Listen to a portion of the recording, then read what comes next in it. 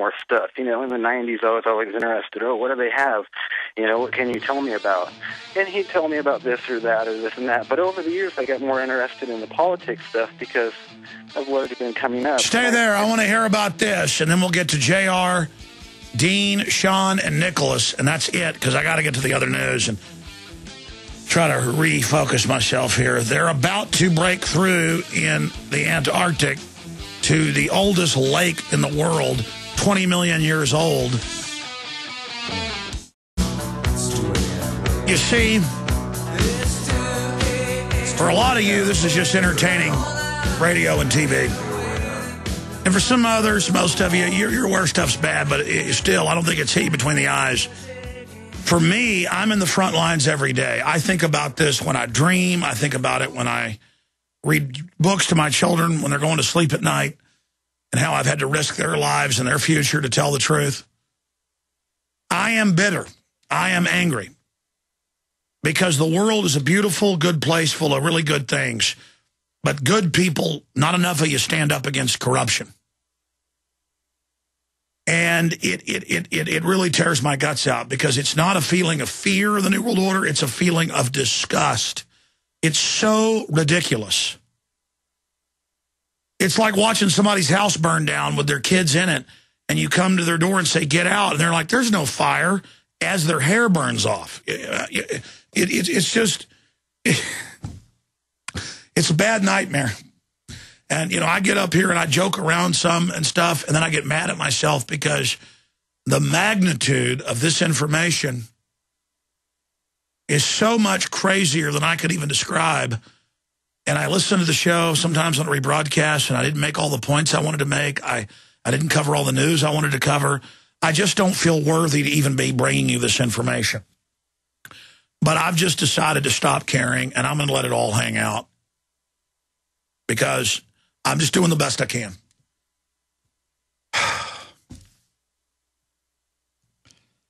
But we have a horrible case of tyranny, and I'm going to go into your calls, but I want to boil it down to this. This is nothing but slavery.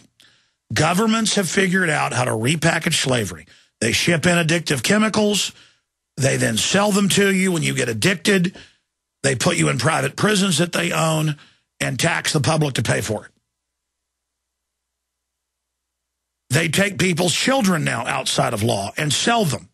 We are farmed by the criminal class, and I declare independence against it, and I see it. There's passages in the Bible where it says the beginning of knowledge is sorrow. Guys, I forget what passage that is. Will you search engine, the beginning of knowledge is sorrow? Bible passage. And I remember being in Sunday school as a kid, not knowing what that meant. Well, knowledge, that's going to be great. I know why people don't want to stand up against evil, because you start looking into it and you're like, whoa, that's scary, that's creepy. Knowing about this is sorrow. People say kids should be more positive. The most positive thing I can do is attack these people savagely in an info war. I mean, I am waging war with the truth. I am attacking with everything I've got. I'm not the best manager. I'm not the best orator. I'm not the best filmmaker, any of that. But I've had a big effect because I am fighting hard. And I am honing my skills. But at the end of the day, I can't even sit here and give eloquent, perfect, calm speeches all the time. I do sometimes, because a photo can freak me out. Or reading about where they're taking somebody's kids because they didn't vaccinate. And I know there's not a law in that state, but I still look it up, and I know there isn't. And I see a bunch of cops in black uniforms with little freaky mustaches dragging the parents off. And I just want to defend those people. I see organized crime, organized gangs hurting us and lying to themselves while they're doing it. And every bit of my manhood is try to reach out to these people that serve evil and wake them up. Maybe they're just dumb. And then even after all the evil, world government, UN tax, global banker takeover, secret arrest of citizens, total surveillance, poison in the food and water, with all the documents how they're doing it, still, it just moves forward. And you tell people this, they're like, oh, thanks for what you do. I'm like, what are you doing? I mean, I don't think I'm doing enough being assaulted. I think I need to sue the city of Austin.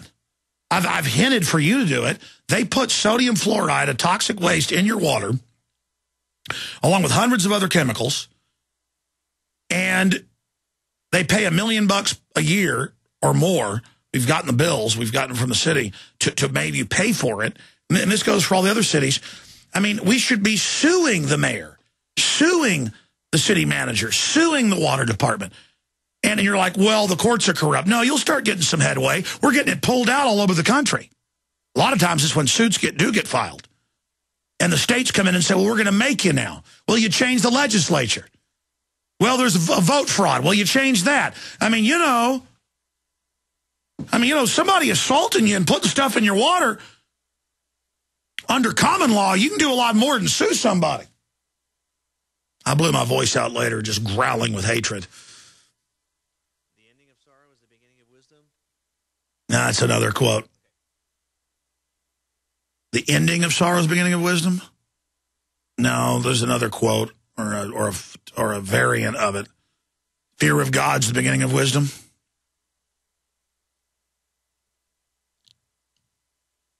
The point is, it doesn't matter. I'm going to go to your calls quickly now. I got to finish up. Josh in California, you were talking to the person in the military. Or the Department of Defense person. Go ahead.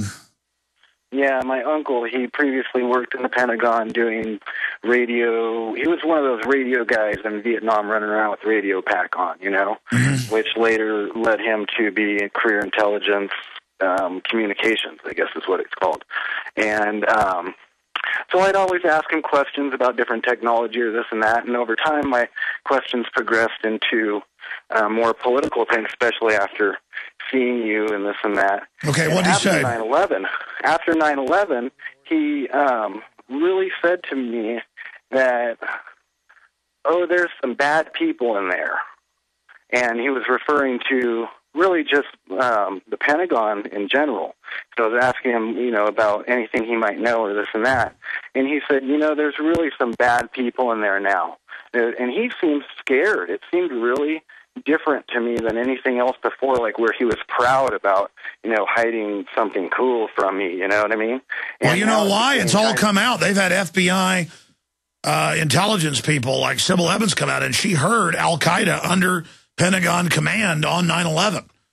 On 9/11, and she said they're shipping kids, guns, and weapons, and drugs. I mean, look. I have multiple family members who were in the Army and then got recruited by the CIA for domestic operations and said no once they got into it. That's a lie that you can't ever get out. That's another mind control idea that, you never get out. Oh, well, I never get out then. You told me so. And they wanted them to kill people and deal drugs. I mean, who do you think does the hits? It's Army officers. That's their favorite group to recruit from. That's why whenever we get Dr. Pachinik on, he's like, I'm tired of hearing about these SEALs all day. It's the Army that's actually doing the work, but they don't talk about it. Yeah, no kidding. So, I mean, and again, it's not like people are like, ooh, someone was a hitman for the CIA. Ooh, that's like saying, you were a delivery driver for Frito-Lay. I mean, they got tens of thousands of hitmen. I mean, who do you think runs $500 billion in drugs a year? It sure isn't, the Mexican mafia. The Russian mafia's FSB. That's on record. The mafia is just one lower level of criminals that work for the big banks. So you're saying he's scared now, Josh? Well, I'm saying I wouldn't say now. I don't know how he directly feels. This was after 9/11 that I could really see a change in his attitude towards what was going on inside where he was getting his information from. And then the next Thanksgiving, this wasn't the internet I'm getting this information from, he tells me about how they want to put in ID cards to pass from state to state. And then the next Thanksgiving comes 3 years later or something, and I get information about, don't vote for Obama. He was working with a terrorist organization, quote unquote. I didn't believe this, but later on I see, I hate to say it, but Glenn Beck talk about, the Weatherman Underground. And I said, I really don't. No, the Weatherman Underground were all government, too. Exactly. It came out Patty Hearst. That was all staged. I mean, Patty Hearst, they're shooting 16-millimeter black and white film, clearly choreographed by a director robbing banks. I knew that was fake when I saw it. You can tell a staged photo, staged film. And it came out a few years ago. It was all staged. I hear you. God bless you. They have PR rollouts for 9/11, and they're having new PR rollouts for New Terror. I mean, it's so obvious. JR in Colorado, thanks for holding. Welcome. Thank you. Not to rally you up, I just had a couple of quick points. I feel like at this point, there are some people who are awake, but we're like talking ourselves to death. We have all these answers and no solutions. I mean, it's coming down to like the last 15 seconds before midnight. The American public seems to be suffering from like a normalcy virus where we see the collapse around us, and most people want to muddle through it and act like we're just going to get through it. You just said it. You just crystallized it. That's why I should take more calls. They're getting ready for Iran war and admitting it. Russia and China are threatening to respond, and everybody's just totally calm because the Super Bowl was on. We've just gotten used to it, and they do that on purpose, sticking their hands down our pants. It's to make us get used to incredible garbage. Sorry, go ahead. That's okay. It's all out in the open. I mean, they don't need to hide it anymore, and what we're dealing with is something that's way older than America, something that is so deep-rooted in human history that, I mean, honestly, we need to have real solutions at this point. I mean, I'm not trying to rally you up or say that I totally respect what you're doing, but, I mean, we have no real solutions at this point. We have no real, everybody has the answers. We have the answers on your show. You know what's going on. Gerald Celente knows what's going on. Abolish the Federal Reserve. Take over your local towns politically. Start calling for prosecution. I mean, I think waking up is the big solution. The public knows the government's corrupt now. I don't think the general public does. The awakening's happening. But because you've been awake a long time, brother, I don't think you're missing the forest for the trees here. This is big. I mean, go ahead. I argue with people all the time. I mean, I hear everything from, well, it's just capitalism to that's just the way it's been forever, and what are we going to do about it? But I didn't hang up on his telephone. He dropped off? That was weird. Yeah, well, people that say you can't do anything, they're losers. They're always going to suck their thumb. They're the folks that sit there while somebody's choking in a restaurant saying, call 911 and get mad when you save somebody. I mean, they're just disgusting. And the globalists want to make us all like that. Let me tell you, you want to get aggressive? These cost us $5 a piece, made in America. I had these made at a factory, custom made. What are they? Infowars.com stencil. It's about 2 feet long. Tim came in. He said, they finally came in. I said, what'd they cost us? Right at $5. He goes, what do you want to charge, $10 so we make money back? No. I said, I want them at cost. Spray paint stencils. Now, don't do this on government buildings. The Founding Fathers did stuff like that. Just put it on your own barn, your own shirt, whatever, your own business. You want to buy these at cost, they're at Infowars.com. Of course, I said do them at $5.